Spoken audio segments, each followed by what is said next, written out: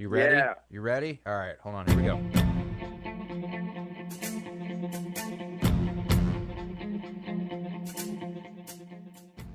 What's going on, everyone? This is the My Aggie Nation podcast. I'm Travis Brown with the Eagle, myaggienation.com. Over there is Alex Miller. What's going on, Alex? Not a lot, Travis. Just hanging here in the office on a Wednesday afternoon. And we are so glad to be joined by John Pugliese, who is going to help us break down a little bit of Texas A&M basketball. John, what's going on, man? Yeah, Travis, I appreciate you having me. I'm excited to be the phone a friend from Las Vegas, man. I appreciate it. Yeah, for sure. So I know you've done some work for some other outlets around this area, but for the people who listen to our podcast, know our stuff, what's kind of your background and how'd you get into breaking down A&M basketball? Yeah. So I was a college basketball coach for about a decade. I played collegiately. I'm from the Midwest, actually, but I went to the University of Wisconsin-Platteville, which is a really rich Division III tradition. If anyone's college basketball fans, it's where Bo Ryan got his start and won 4 national championships.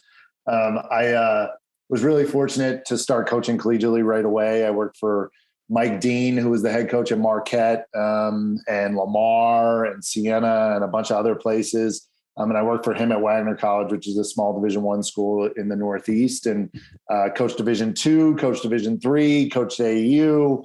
I've kind of been all over the country, and then I coached overseas for a couple of years. My wife got her PhD from A&M, and so we moved to College Station in 2016 without really knowing anyone or having any connection to Aggie land. And I reached out to Gabe Bach from Texas and got to start doing some breakdown of A&M basketball and joining the show when he was on there, and really enjoyed myself. And Gabe and I kind of expanded our talk about college basketball on the show. And I became a fan, back to BK's days and their Sweet 16 run, and then into the Buzz Williams era. I love having it's been a long time, I guess, for you guys to know, like when I was coaching college basketball, I didn't watch a lot of other games, right? So like I grew up a fan of the sport, and obviously coaching, I loved it, but I didn't have a team anymore. So I kind of started from scratch in A&M and adopted the Aggies as my team, and have watched all the games and gotten really in depth into what they do. So it's been fun to have someone to root for and to be able to break some stuff down and not have to worry about wins and losses. Sure.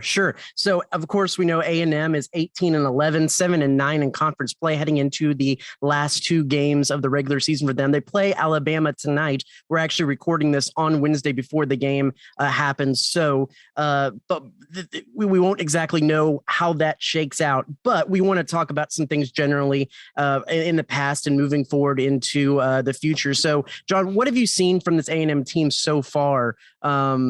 That kind of has gotten them to this point that included a really long win streak and a really long losing streak heading into these last 2 games.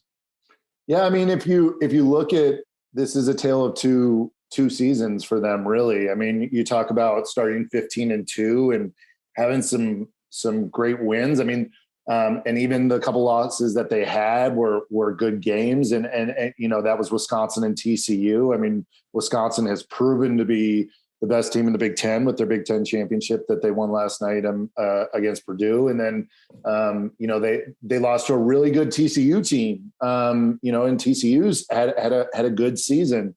So they start 15-2 and they have all these new pieces, right? And I think anytime you have new pieces and you start with a front-loaded schedule that is a little bit soft, you don't really know what you have. I think A&M thought they turned a corner when they came back and beat Notre Dame, huge second half, right? And that went a really long way. But they didn't follow that game up with really high-level competition. I mean, they lost to TCU, but they had New Orleans and then TCU, and then they played Oregon State, who's one of the worst Power 5 teams in college basketball, Northwestern State, and Dallas Christian. So you followed up a Maui Invitational that was actually here in Vegas. I was at the games where there were some highlights with some games that were softer. But their schedule set up perfectly for them, because after that they had 4 winnable games in the SEC with Georgia, Arkansas, Ole Miss, and I think Missouri, and they go 4-0, right? And people are starting to talk about their chances at making an NCAA tournament, and they're 15-2, and then you look at their calendar and their schedule, and you think, this is a gauntlet right now, and so there were people always talk about like the next 3 games or next 4 games. Well, when I had any conversations with any, I said the next 8 games are going to make or break this year. And I mean, I'm on tape somewhere saying that exact thing. Like, don't talk about the next 4. It is the next 8. And they lost 8 in a row, with good, against good opponents. And what I told everyone, all they need to do is split, which means that they beat 4 teams that they can beat, or 3 teams that they can beat, and they at least win 1 game that they probably shouldn't. Because it was Kentucky, Arkansas, who they'd already beaten, LSU, South Carolina, Tennessee, Missouri, LSU again, and Auburn. And when you look at that, you say, okay, we can beat South Carolina, we can beat Mizzou. We should be able to split with LSU because we've got them at home and on the road. And then what other game can you win? Well, we've already beat Arkansas, but we got to go to Bud Walton. But, instead they lose 8 in a row.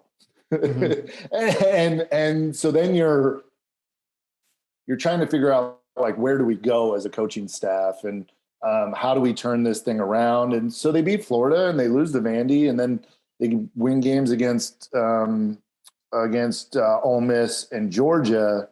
But they have 0 quad 1 wins. They haven't been good against the top 100. I think the biggest, and I know I'm kind of going on a rant here, but I think the biggest kicker for them was that loss at LSU when they had it. Like, that was LSU was without 2 starters. They had A&M had so much going in their favor in that game. LSU looked discombobulated at times. You were coming off the loss in overtime to Arkansas, which today isn't a bad loss. So if you can win that LSU game, maybe you're on the right track. And they couldn't get back to it. And this team has struggled for a lot of reasons. But their schedule was the kicker. It was that 8-game stretch. There's kind of been some mixed feelings about Buzz Williams this season. Obviously, they started really hot, and as we've pointed out, went through that pretty tough stretch. But what have you kind of made from him as a coach? It's year 3, but he's really kind of had to start over a couple of times, especially after last year season really getting derailed by COVID. So I think people often take my analysis of Buzz and the job he's done at A&M as like I'm a Buzz hater. I'm not. I'm actually a really big Buzz fan going back. Both my parents are Marquette grads. My dad was the president of the Marquette Booster Club back in the early 90s. Like, I grew up a ball boy at Marquette. So, like, I have an affinity for Marquette basketball, and I was a really big fan of Buzz Williams at Marquette. He was at Marquette when I was at Wagner. Actually, if it wasn't for a mistake on our staff's part, the Jimmy Butler experiment at Marquette would have never happened, because we had Jimmy coming to Wagner, which is wild to think about, but he was a JUCO kid without a lot of people interested in him. But I think Buzz took a route when he got the job, 2018. He took a route in 2018 that you take in 2010 or 2005 or 1999. You keep your players on the roster. You try and bring in a couple freshmen late, and you try and build up the roster back up like that. That's something you did in 2000. In college basketball and today, if you look at the staffs that were hired at the same time as Buzz Williams, all of those staffs came in and they quick turned over rosters, right? They went transfers, they went grad transfers, they brought in all these guys, right? Well, he had he had Nebo and Chuck Mitchell. I mean, he had Andre Gordon, who was a freshman. He had Easy Taken. He had Emmanuel Miller, but like unproven guys. And then, I mean, he had Mitchell and he had Nebo and I think he had, did he have Quinn Jackson in his first year? Yeah, Yes. he did. Jackson in his first year, right? So like, he didn't take the route that Eric Musselman has taken everywhere that Eric Musselman has been. He didn't take the route that Nate Oates took when he got the Alabama job. These were guys hired at the same time. You know, I gave that hire an A+. I loved the Buzz Williams to A&M for a lot of reasons, but he didn't take the route that everyone else took, and it put them behind. And they were bad offensively for 2 years. I mean, last year you can throw it away if you want, or you can keep it, whatever, but they were bad. And this year you saw turnover. Marcus Williams, right? Henry Coleman. You got all these guys coming in, plus some high-level freshmen with Wade Taylor. And, you know, I still am really excited about Ashton Smith. There's a lot of guys I'm excited about on this roster with the development of a guy like Quinn Jackson. You know, I mean, you got Ethan Henderson from Arkansas, Javonte Brown from UConn. You turned over this roster, and the headliner for him, besides Henry Coleman, they were really relying on Marcus Williams. Mm-hmm. And you could tell based on the first 20 games of this year. Look at his stats, look at his usage, look at his involvement in pick and rolls, but they weren't playing anybody. And Marcus Williams was still in Wyoming Mountain West mode. This is the SEC, man. Like, and so I thought they really did him a disservice offensively. I thought we were going to see these sweeping changes, and it's the third year in a row where this team has struggled. And I like Buzz for a lot of the things he does. Not a big, like, you know, the hashtags and the social media. And it's, I don't love that stuff. It's just not what I grew up in as a coach. But they've struggled offensively. They've shifted a lot defensively, and they hitched their wagon to Marcus Williams, and that experiment didn't work. And I think a lot of where they are today has to do with that. And not really knowing kind of who they were as a team. But this is a good roster. I love the question, because like the one thing I give Buzz credit for, this roster has SEC talent. It's not like it's not full of talent. It has SEC talent. They just haven't figured out the buttons to push. And again, that 8-game losing streak just killed them. Yeah, you know, when I hear conversations and people talking about how some of these are the worst losses and this is a bad basketball team. I mean, last year was a bad basketball team. When you want to look at guys like Henry Coleman, Wade Taylor, the guy that I think I got to go see a practice, and I realize it's one practice worth of sample size, but it's more than some people get to see. And Manny Obaseki was just tearing it up. I think he has the ability to be, there's some good building blocks to this team, and some good building blocks that for some of them have already used up their transfer. So it's like my fiance likes to say, it's like freezing a white elephant gift. It's locked. They're locked up. Do you see the pieces for the future there when you look at this squad?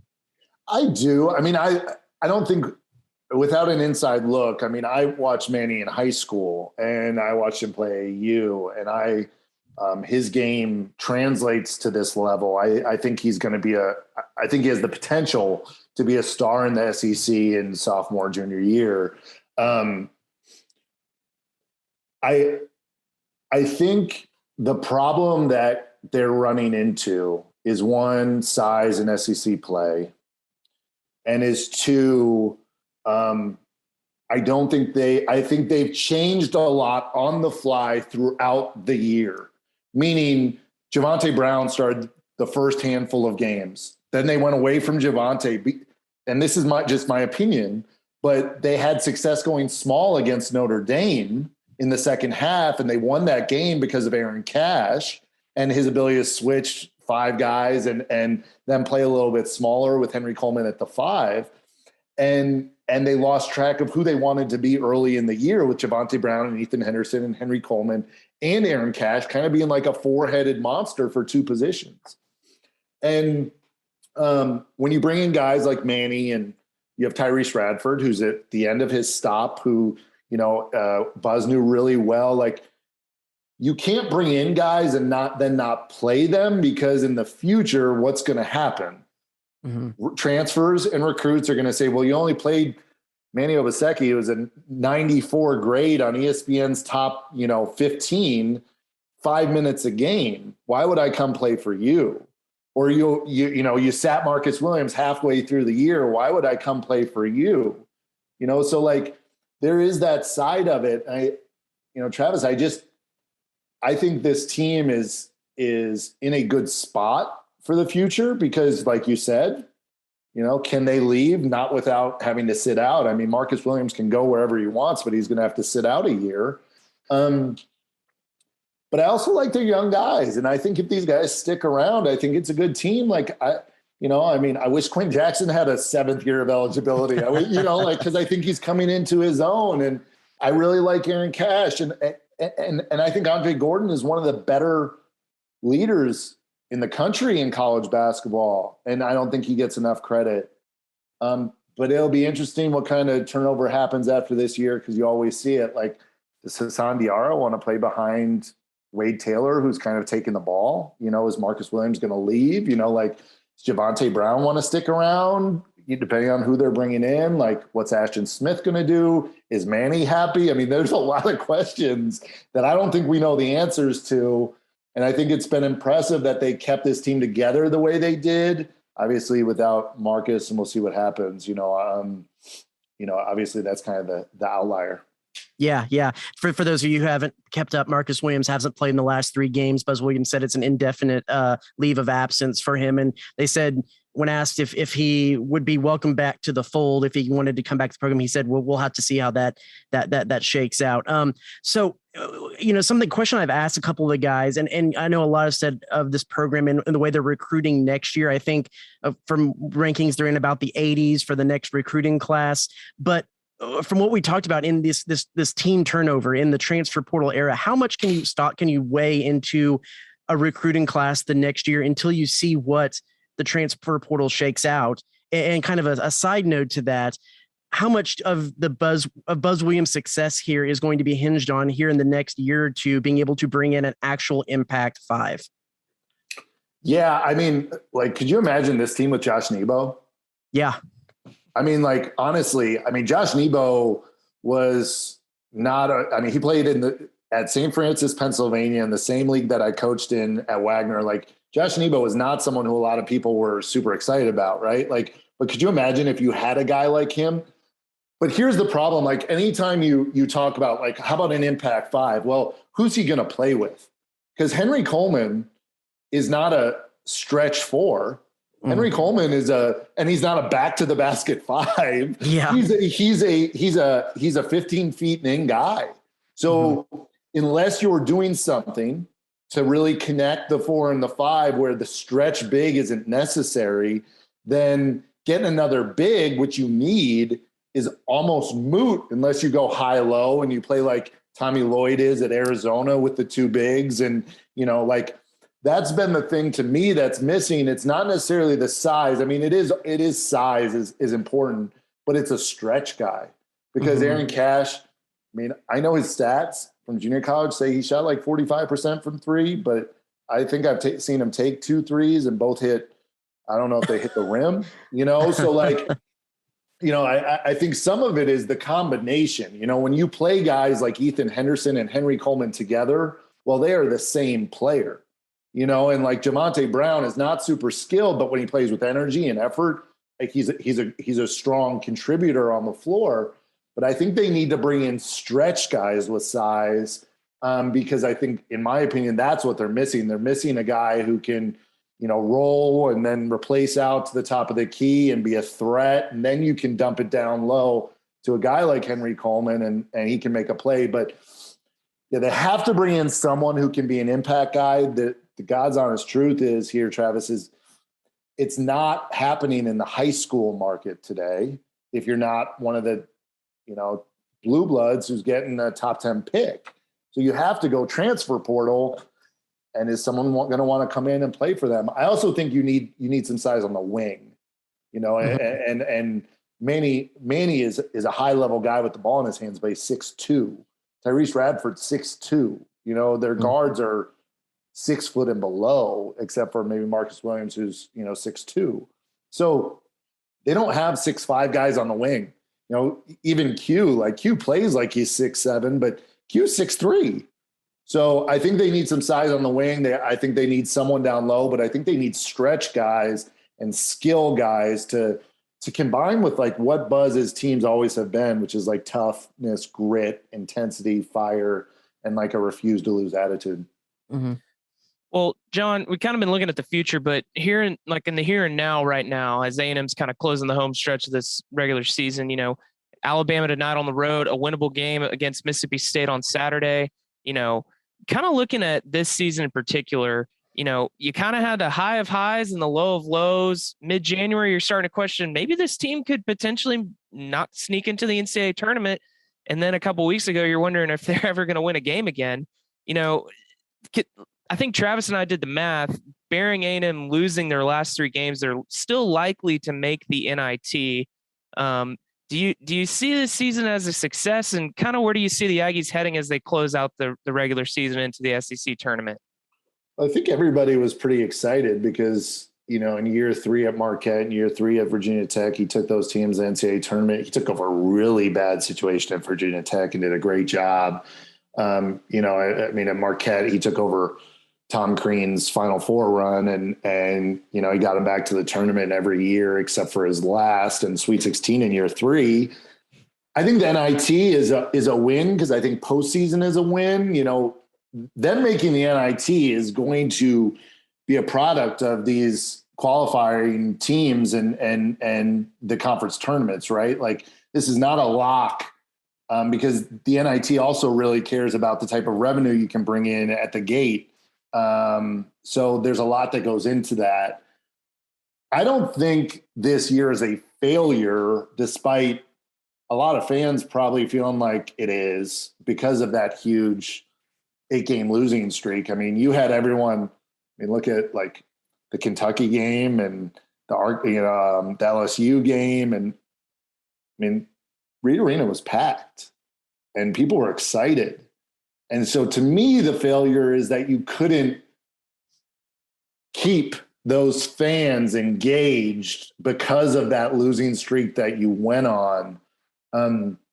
BK's last couple of years at A&M, the arena was widely full. I mean, I went to games against Missouri and different teams. Like, you know, it was a full arena, not packed house full, but it was full on, you know, both levels and everywhere. So I think, to me, the disappointment is that they couldn't keep the fans engaged by winning a couple games in that 8-game losing streak. I think the future has everything to do with the next 5 months, because at some point you're going to look at this. Buzz Williams is like the 3rd or 4th highest paid head coach in the country. At some point you're going to have to look at this and say the experiment was a failure. We got to bring in someone who could turn this over quickly. And you've invested a lot of resources in Buzz Williams. You know, I think he's been, what was he at? He was at Virginia Tech for 5 years and Marquette for 6, and combined 9 or 10 NCAA tournaments between those two places. And he hasn't been able to do that. So I think it's a failure because they didn't keep everyone engaged and they had that run of losses. I think this team could make a run in the NIT if they can get a decent draw, because they still play in the SEC, to the top 3 league in the country. You know, yeah. So I do think there is still a glimmer of hope, which can do a lot with an NIT run. I mean, I know it's not the sexy pick, right? But like, you go to the Final Four in the NIT, you host some games in the NIT, you play against some good competition and win some of those games, you'll have me probably singing a different tune. Yeah, for sure. So, you know, me and Alex aren't the basketball guys. What did we miss? What have you seen from this team? What do you see moving forward that needs to be pointed out about this team, not only heading into these final 2 games postseason, but into that key important summer you said? Yeah, I mean, Quinn Jackson, like I know I've talked about Q, but Quinn Jackson is the type of guy who makes an NBA roster as a 2-way player or a 10-day contract guy, and he ends up filling a role. You know, I know I have some good friends who are NBA draft writers, and A&M hasn't gotten a lot of love because they don't have a lot of guys, right, who are seniors or are going to be in that position. But Q is a guy who I think will impress a lot of people if he can get some invites and things like that. Wade Taylor has been terrific. I mean, Wade's still a freshman, so he makes freshman mistakes, but it's really, and I'll actually throw Hassan Diarra into that because they both have a connection to winning that I think is really difficult to look past. Like, these guys are guys who are hungry. They're into it. I think Henry Coleman has been a good surprise considering he really didn't get any burn at Duke. And it's a guy who's averaging, I don't know what his season numbers are, but 12-6, 13-6, or 10-6, something like that. In my opinion, for this team, a lot is going to be, hey, what happens here? Like, does Hayden Hefner come back? Like, I have no knowledge of this, but does a guy like Hayden Hefner come back when he doesn't really have a role? It's probably too high of a level for him. Does he transfer, and do you have a spot to bring in, a guy like, what are they going to do with Tyrese Radford's spot? What are they going to do with some of these other guys? And what happens with Marcus Williams? I think those are big pieces. The last two games, I mean, this Bama game, they beat Gonzaga and Houston and Tennessee and Baylor and LSU, and they've lost to Kentucky twice, Georgia, Mississippi State, Missouri, and Davidson. Like, you win this game and you beat Mississippi State on senior night, and you go into the SEC with a couple more wins under your belt, and you're feeling pretty good about yourself to try and advance a little bit, because there are some teams in the SEC who are hanging on by a thread. Mm-hmm. SEC is probably 6 teams in the NCAA tournament, and those teams today are Auburn, Tennessee, Kentucky, Arkansas, Bama, and LSU. But can Florida win enough games in the SEC tournament to sneak in? And does LSU lose a couple, or lose, a game early?